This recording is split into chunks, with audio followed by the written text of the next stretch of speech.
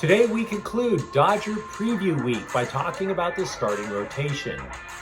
And I'll be honest with you, I think it's a pretty decent starting rotation. Top 10, most definitely. A little top heavy though, which brings to mind an uncomfortable question. Are we gonna miss Trevor Bauer? I'm James. This is your daily dose of sports and snark for the greatest sports city in the world, Los Angeles. This is Faithful Angelenos. It is April 7th, 2022. I am broadcasting live from Ice Station Charlie here in this dystopian, snow-covered turd factory known as Des Moines, Iowa. I have one day left out here, one full day left, and it decided to snow again. Thanks, guys. Thanks. We've been doing videos for about a month, a little bit more. If you like the content, by all means, clickety-clack the like button. Clickety-clack the subscribe button. There's a notifications bell. Hit that. As we try to put out a new video between 9 and 10 a.m. every single day. Sharing is caring. Let people know we exist. We're trying to build a following. And by all means, comment. I am not God. I don't know everything.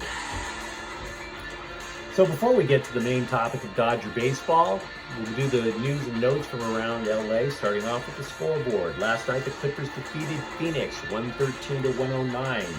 Try not to get too excited. Phoenix benched 4 of their starters for rest.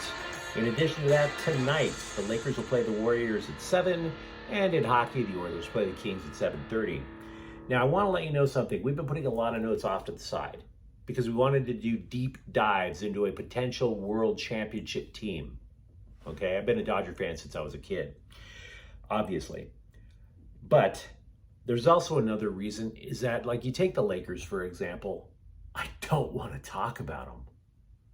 It's not enough that they got eliminated. It's just that there's been so much finger pointing, so much dumb crap, so much drama. It is just so unmanly. It creeps me out to think about it, okay? Just stop, Lakers. Just stop. Take your L. Stop.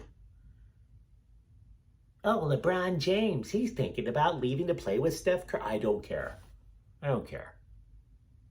Oh, Kareem said this about, I don't care. Oh, but Magic said, I don't care. Frank Vogel think, I do not care. Stop it, Lakers. Stop it. Now, but on to something a little more, a little happier. Let's talk LAFC. Hey, did you know that Carlos Vela's contract is up in 3 months? Yeah, end of June. Definitely the face of their franchise and arguably an MVP player when he's healthy. And therein lies the rub. He is usually not healthy. He missed a big chunk of last year, which is definitely the reason why LAFC didn't go to the MLS Cup playoffs. So here's the question that I'm asking LAFC fans. What's he worth? MLS has a very strange way of running contracts. They have things called designated players, which is reserved for the elites. Think if you're a Galaxy or if you're an MLS fan in general, think of your people like your David Beckhams, your Zlatans, and definitely Carlos Vela. But do you give him DP money? Well, there's an MLS columnist who says you don't do it because if he's injured too much, you can't trust him. You can't trust him to be on the pitch if he's hurt. And he has started all 5 games this year. That's good. But they've substituted for him in all 5 games too, because they don't want him to get hurt. This is a tough question. If you're an LAFC fan, I'm curious what you think, because I'll be honest with you, I'm not going to give you advice. I'm a Galaxy supporter, but I'll hear you out. I don't want to be unfair. I'll hear you out. I will say that they are talking, if he does become a quote-unquote free agent, which is different in soccer than any other sport, he cannot sign with another MLS team. He would have to go overseas. Meanwhile, with the Galaxy, they have brought up Preston Judd from Los Dos. He scores a ton of goals, but we will go and talk about that with a little more depth later this week for El Tráfico, which is on Saturday, because after all, yeah, they promoted him, but where does he fit? We don't know yet. So let's talk Dodger baseball. Before we go into the rotation, we have a little bit of bulletin board material. Isn't that sweet? Brave star Ronald Acuna Jr. asked, what will he miss about playing baseball with Freddie Freeman, who signed with the Dodgers? Nothing.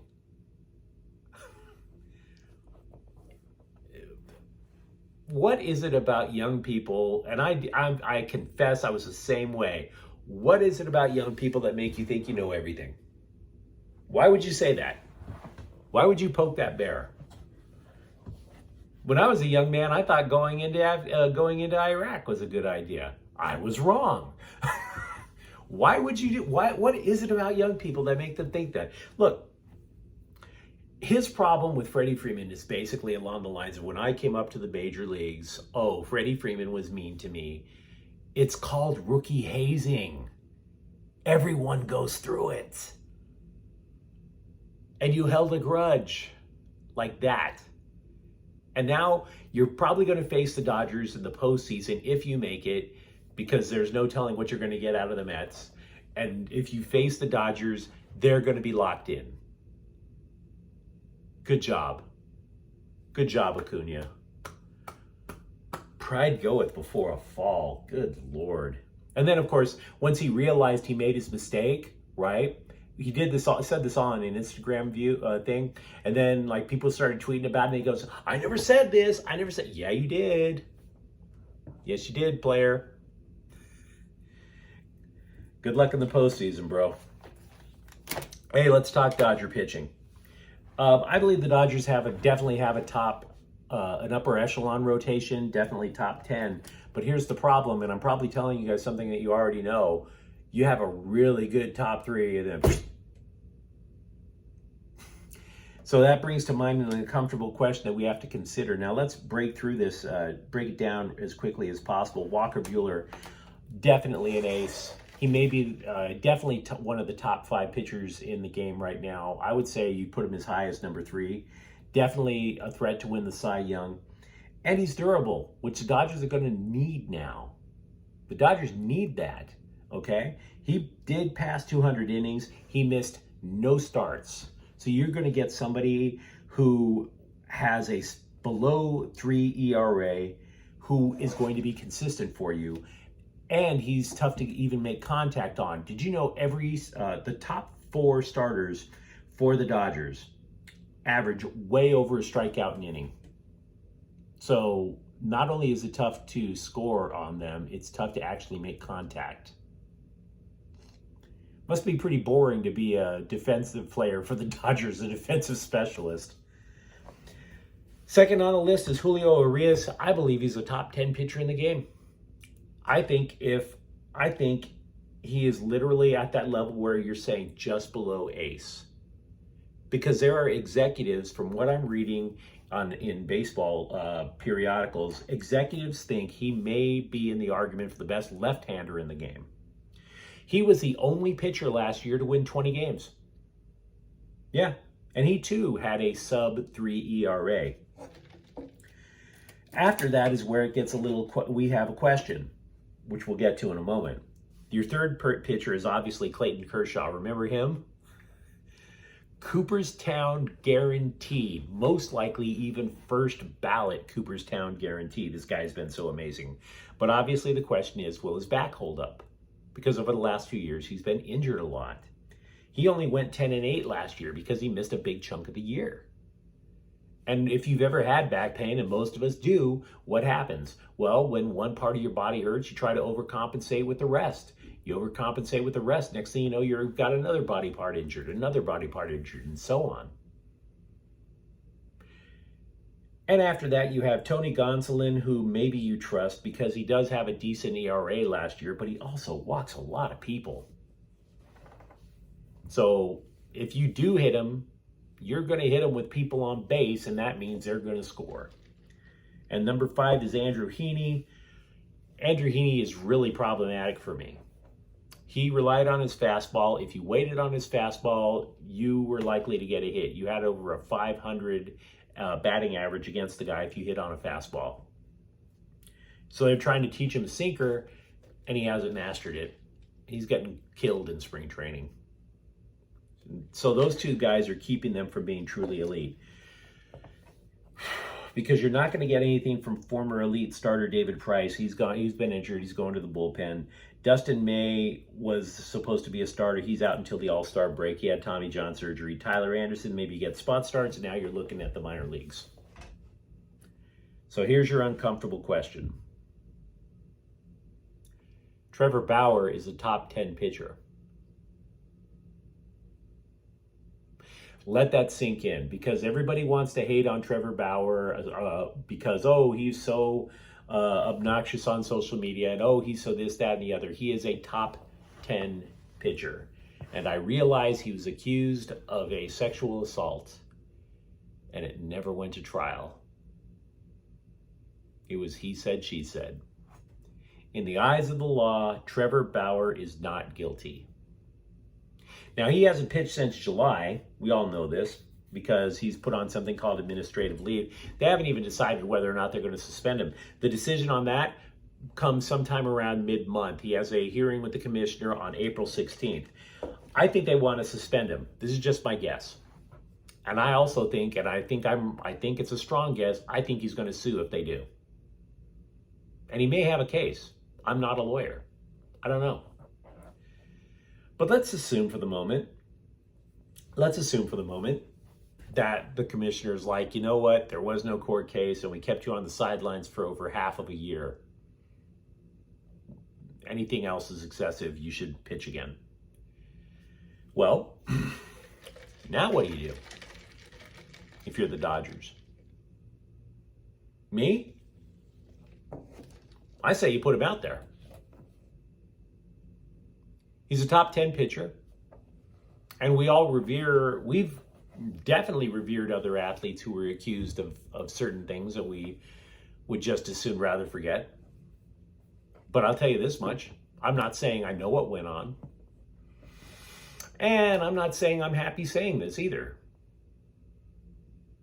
I don't have particularly strong convictions about it.